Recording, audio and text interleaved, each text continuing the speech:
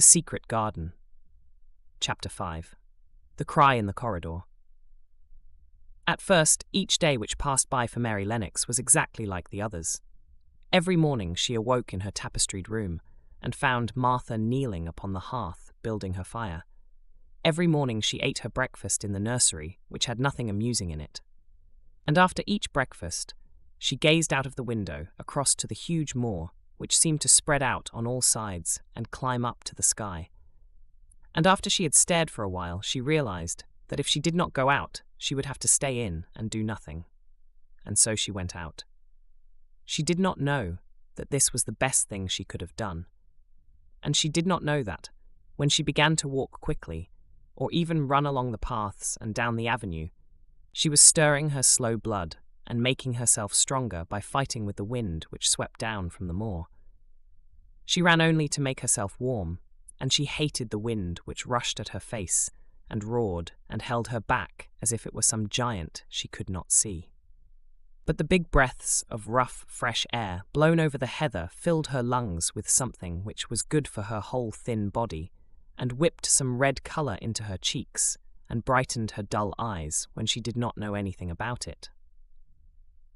But after a few days, spent almost entirely out of doors, she wakened one morning knowing what it was to be hungry, and when she sat down to her breakfast, she did not glance disdainfully at her porridge and push it away, but took up her spoon and began to eat it, and went on eating it until her bowl was empty.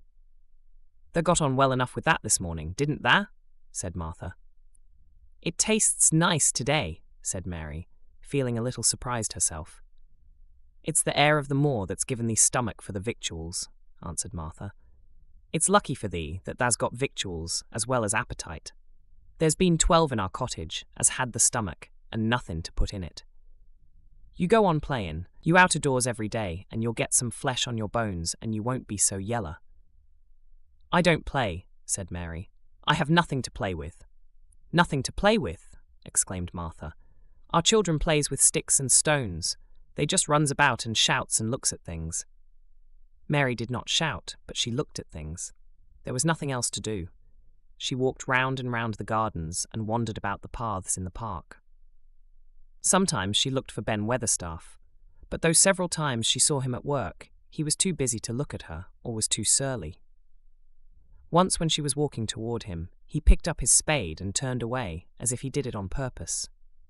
One place she went to oftener than to any other. It was the long walk outside the gardens, with the walls round them. There were bare flower beds on either side of it, and against the walls ivy grew thickly. There was one part of the wall where the creeping dark green leaves were more bushy than elsewhere. It seemed as if for a long time that part had been neglected. The rest of it had been clipped and made to look neat, but at this lower end of the walk it had not been trimmed at all. A few days after she had talked to Ben Weatherstaff, Mary stopped to notice this and wondered why it was so. She had just paused and was looking up at a long spray of ivy swinging in the wind when she saw a gleam of scarlet and heard a brilliant chirp, and there on the top of the wall perched Ben Weatherstaff's robin redbreast, tilting forward to look at her with his small head on one side. "Oh!" she cried out. "Is it you? Is it you?" And it did not seem at all queer to her that she spoke to him as if she was sure that he would understand and answer her. He did answer. He twittered and chirped and hopped along the wall as if he were telling her all sorts of things. It seemed to Mistress Mary as if she understood him too, though he was not speaking in words. It was as if he said, "Good morning. Isn't the wind nice? Isn't the sun nice? Isn't everything nice? Let us both chirp and hop and twitter. Come on. Come on." Mary began to laugh, and as he hopped and took little flights along the wall, she ran after him. Poor little thin, sallow, ugly Mary. She actually looked almost pretty for a moment. "I like you! I like you!" she cried out, pattering down the walk, and she chirped and tried to whistle, which last she did not know how to do in the least. But the robin seemed to be quite satisfied, and chirped and whistled back at her. At last he spread his wings and made a darting flight to the top of a tree, where he perched and sang loudly. That reminded Mary of the first time she had seen him. He had been swinging on a treetop then, and she had been standing in the orchard. Now she was on the other side of the orchard, and standing in the path outside a wall, much lower down, and there was the same tree inside. "It's in the garden no one can go into," she said to herself. "It's the garden without a door. He lives in there. How I wish I could see what it is like." She ran up the walk to the green door she had entered the first morning. Then she ran down the path through the other door, and then into the orchard. And when she stood and looked up, there was the tree on the other side of the wall, and there was the robin just finishing his song and beginning to preen his feathers with his beak. "It is the garden," she said. "I am sure it is."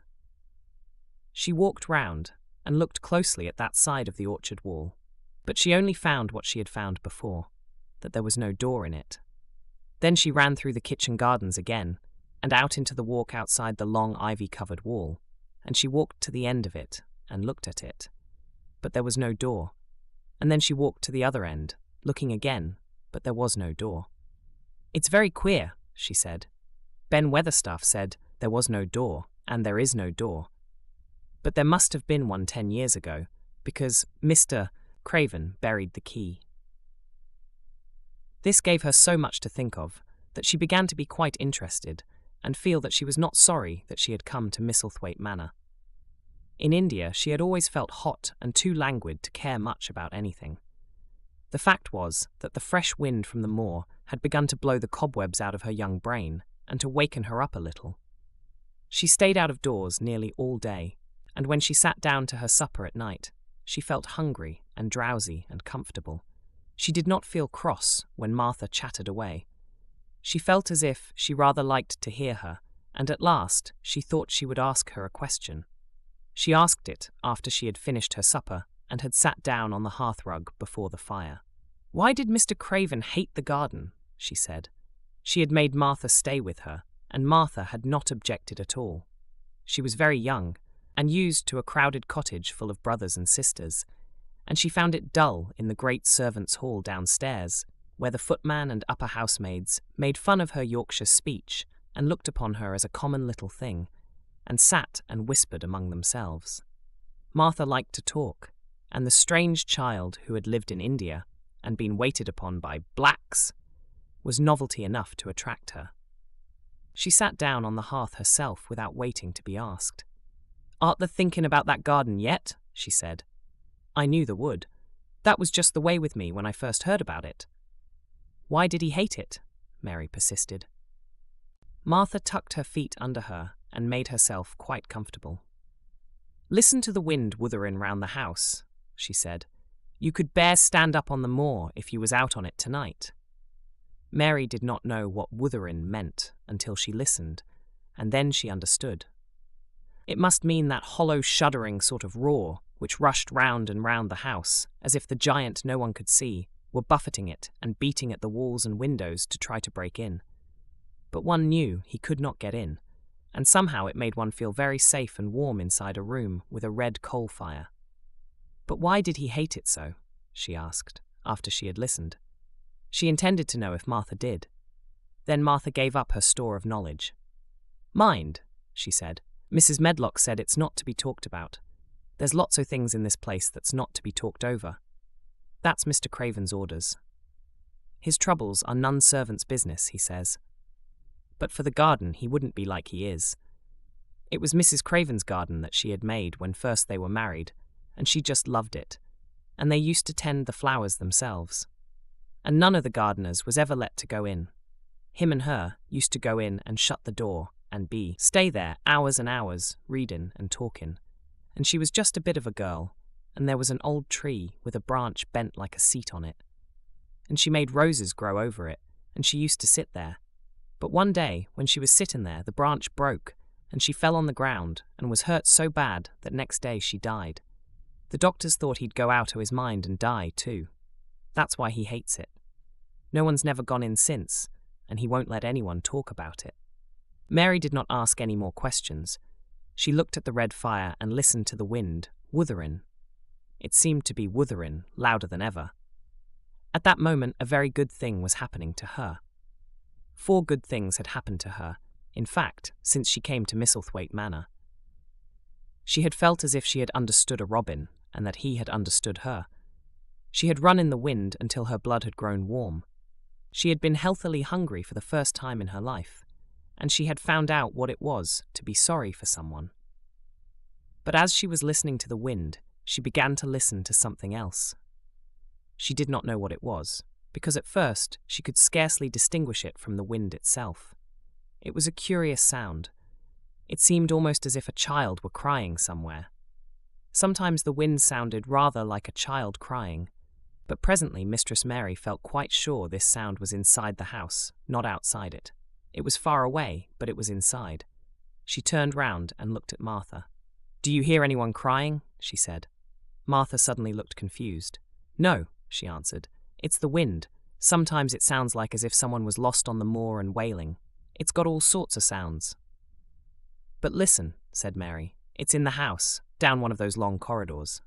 And at that very moment a door must have been opened somewhere downstairs, for a great rushing draught blew along the passage, and the door of the room they sat in was blown open with a crash, and as they both jumped to their feet, the light was blown out, and the crying sound was swept down the far corridor so that it was to be heard more plainly than ever. "There," said Mary. "I told you so. It is someone crying, and it isn't a grown-up person." Martha ran and shut the door and turned the key, but before she did it, they both heard the sound of a door in some far passage shutting with a bang, and then everything was quiet, for even the wind ceased wuthering for a few moments. "It was the wind," said Martha stubbornly. "And if it wasn't, it was little Betty Butterworth, the scullery maid. She's had the toothache all day." But something troubled and awkward in her manner made Mistress Mary stare very hard at her. She did not believe she was speaking the truth.